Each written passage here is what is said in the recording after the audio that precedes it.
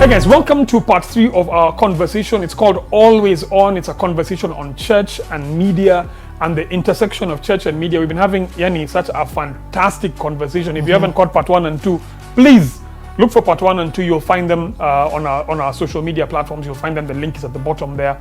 But we've been having this chat with Richard. Richard Njau, digital enabler. And Richie, we've been talking about this whole thing of where churches are at in this season. I want to ask you, we left it off when we were talking about numbers. I want to ask you, so one of the cultural phenomenons in the past couple of weeks has been Nyashinski. Nyashinski did this live stream thing that, you talk about breaking the internet. Yes. That broke the internet. And they had probably about 20,000 gadgets tuned in on what platforms? They had YouTube, IG Live, Instagram Live, and on Facebook. Yeah. And the numbers all together about 20,000 gadgets. And I'm just like, my guy, that's so significant. I haven't seen a single church hit even, to be honest, even a quarter of that. And they have a captive audience every Sunday. What do you think is happening? First, tell us about what 20,000 gadgets means. Okay. So people understand what the language is. Let me shock you. I'm actually the one who did the live stream for Nyashinski. By that I mean I was the technical support at the back end to ensure that the live stream happened. It was the first live stream that I was doing in this season. Okay, you did Kanji, you did Nyashinski. I'm just like... But this is the thing. I made a mistake because I sort of did Nyashinski's first. So I thought this is what the numbers look like. Yeah. So when we talk about 20,000 gadgets, for example, on IG Live, he had a peak of 11,000 people on, or 11,000 gadgets on. Yeah. It means when you're watching your IG Live, it's probably you alone. For IG specifically, it's probably you like this. Yeah. It's one-to-one. That's one. One gadget, one person. Yes, one gadget, one person. So there's a thing called screen factor, where the screen factor there is 1-to-1. Exactly. One gadget to one person. Yes. So for example, some people watch sermons on their smart TV, on YouTube on their TV, but they're watching it as a family. So it's but YouTube will just count that as one viewer who's one gadget. Who's one gadget. So yes, yeah. But what guys call views. Yeah. Or you only have 50 views. 50 people watching. People, it's gadgets. It's gadgets. Yes. Yeah. So that's what. So we're really saying if Nyashinski had 20,000 gadgets, yes, that could be anywhere from 30,000 people, 40,000 people. Yeah. Could be anywhere within that. Because the people who come in for 5 minutes and they check and they're out and they don't log in. So let's talk about this thing for 20,000. Even forget people, gadgets. So again, in every part of this conversation, we talk about this research that we've done with 1,000 watts that's been tracking 12 different churches and what their numbers have looked like. That report is available. Go to 1000watts.com, you'll find it. But it's been interesting for me. Not a single church has hit even 5,000 gadgets. What do you think Nyashinski knows that the church doesn't know? Or what is it about him? Brand. Hands down. Yeah. And again, I'll even say I did Masimasika's. My guys, you do mind. And literally, Masimasika has more. 120,000 guys. Masimasika has more followers than Nyashinski on the platforms. Yeah. Especially on that IG platform. But Masimasika. Actually, I love how you're pushing yourself on this thing. I'm trying to. No, I understand. Yeah. I'm just teasing. I even live streamed Kanji on Churchill. Churchill has 1.7 million people. Yeah. But he still didn't come anywhere close to the Nyashinski numbers. Yeah. So people had an anxiousness and a expectation and a readiness for Nyashinski's to engage with Nyashinski's brand online. And I mean, he was also one of the first people who did it. In fact, I think he was the first one who did a musical. No, Sauti Sol had done before. Oh yeah, Sauti Sol had done before, but Sauti Sol didn't even have the numbers that Nyashinski had. But what I'm just trying to say is there's a power in brand, hands down. Even pre-marketing, but there's a power in brand. You know, for me, who's been in the church space for a long time, that brand word sounds like sacrilege. It's like, it sounds like grow your brand and not like the Jesus brand. Exactly. Like, why are you growing your brand? Like, is there even value Is there a value in growing your brand? Let me tell you. A star, the light that leads to the light, like the star that led the wise men straight to Christ. Matthew 5:16, let your light shine so that people can see the good things that you do with your life, but not praise you, instead praise the Father in heaven. So the power of you growing your brand. Can we take offering now? Yeah, the M-Pesa number. That's another thing I've been seeing. In fact, that's a conversation that I would love to have. Yeah, we probably need to have that. About, is there a reflection of tithe on the digital platform? But anyway, if we have the numbers, it would be wonderful to know. What am I trying to say? The power in your brand is for reflection.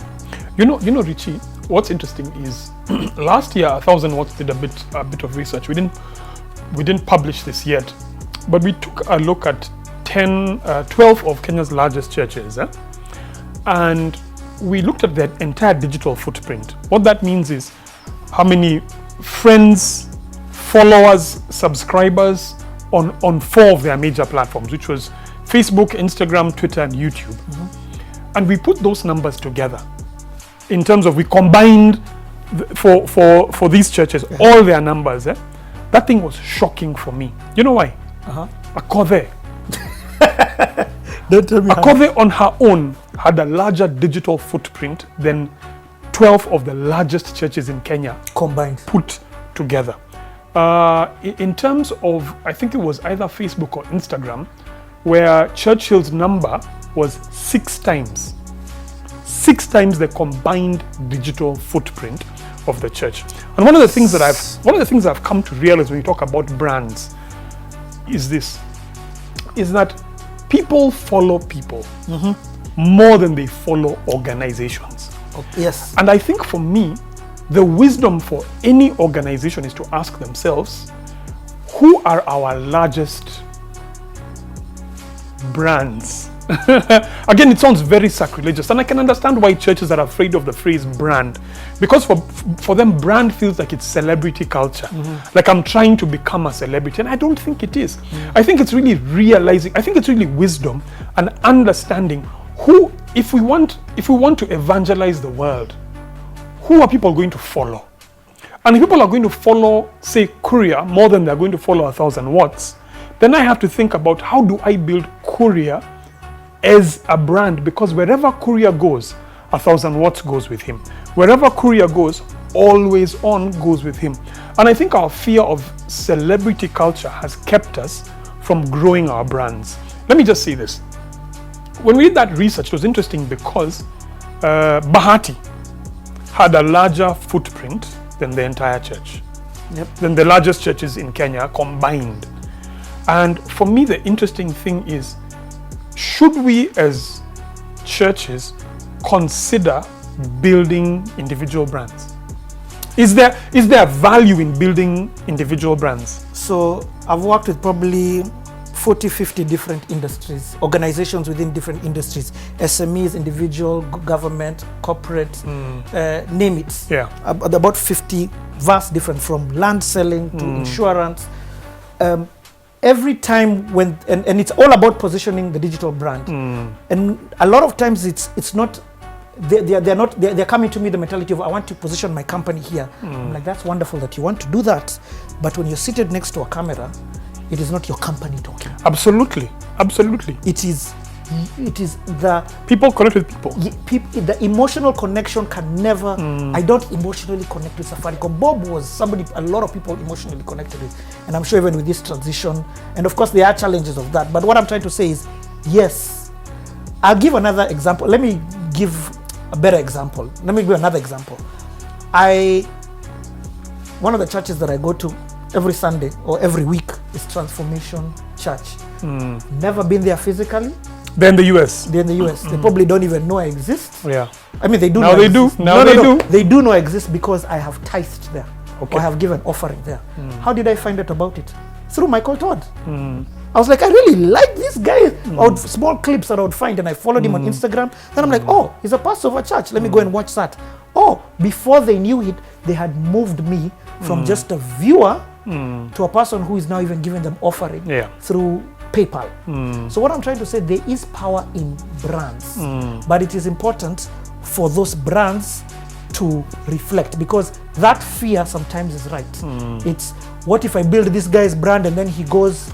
And I think that's a fear everywhere with every type of even organization. in media presenters have had that thing. In fact, that's such a good example, because media is such a... When you think about your top media presenters, their following is bigger than their station. Yep. But their station can have one of two mentalities. One is you finya this guy and you hoard, and you're like, we're not growing you. Or you can say, let me grow this guy.